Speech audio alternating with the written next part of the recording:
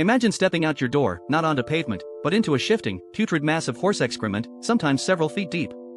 This was the terrifying reality facing major cities like London, New York, and Paris just over a century ago. A crisis so profound, experts predicted these urban centers would literally drown in their own waste. At the turn of the 20th century, cities were powered by horses. New York City alone housed over 100,000 horses, each producing an average of 25 pounds of manure and a gallon of urine daily. Multiply that across hundreds of thousands of animals in every major metropolis, and the numbers become staggering. Piles of steaming waste choked city streets, some reaching multiple stories high.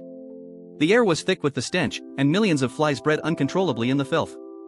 In 1894, the first International Urban Planning Conference was held in New York, largely to address this very crisis. Delegates from around the world convened, seeking solutions. But after 3 days, they disbanded without any viable answers. The most chilling prediction came from the Times of London, stating that by 1950, every street in the capital would be buried under 9 feet of horse manure. This wasn't just an aesthetic or olfactory problem. The vast quantities of decomposing manure created a perfect breeding ground for disease. Flies, carrying pathogens from the waste, contaminated food and water.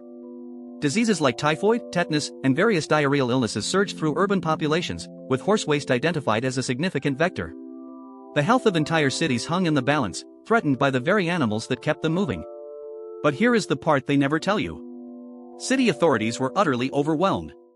Existing waste removal systems, already rudimentary, simply couldn't cope with the sheer volume. Attempts to collect and repurpose the manure for fertilizer proved inefficient and costly.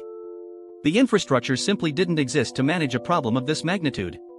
Urban planners and sanitation departments faced an unsolvable riddle, watching their cities slowly succumb to the accumulating filth. The solution to the great horse manure crisis didn't come from innovative urban planning or sanitation breakthroughs. It arrived in the form of the internal combustion engine.